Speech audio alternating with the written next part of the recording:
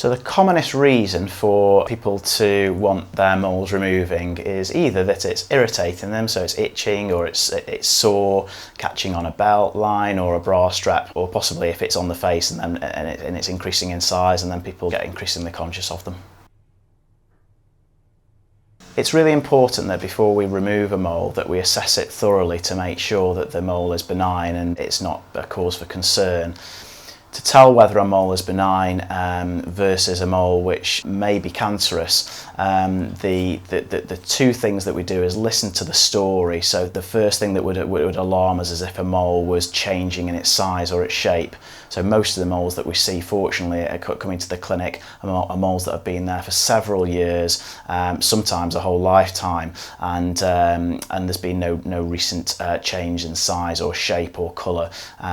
Possibly that the moles can gradually get bigger with time and with age, but that's less of a concern than a mole that's changing over the course of days or weeks. The second thing we look for to tell whether a mole is benign is to examine the mole, and the things that we're looking for there is to make sure that the mole has a regular border.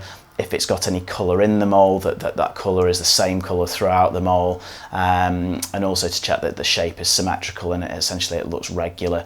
And as I say, most moles that we see are moles that have been there for many years, and fortunately the examination is normal, and in which case the primary concern is cosmetic, and that's where the laser comes in is the best way of achieving that good cosmetic result.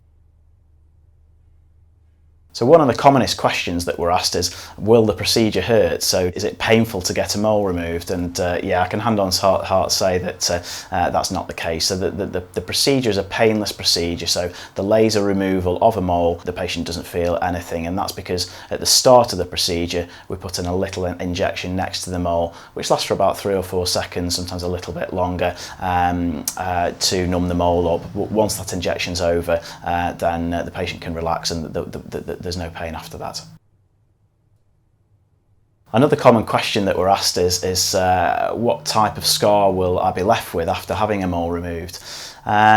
So the laser has been a big jump in technology and a big jump in what results that we can achieve when removing moles, and that's primarily because with the laser you're not cutting into the skin. There's no scalpel, there's no stitches, there's no wound as such, and essentially what you're doing is taking the mole down from a raised profile down to a flat profile, and essentially the end result on the day that you're having the mole removed is very similar to a graze. The nurse then takes over once I'm finished and puts some ointment on, which is a bit like Vaseline, and then over the course of the week you get a superficial scab which heals that area up just like a grazed elbow or a knee, and then in the second week it tends to have a smooth appearance, which some people then choose to conceal with makeup, but any colour that's left at that stage, any redness that's left will then gradually fade away to skin colour to achieve essentially a really good result.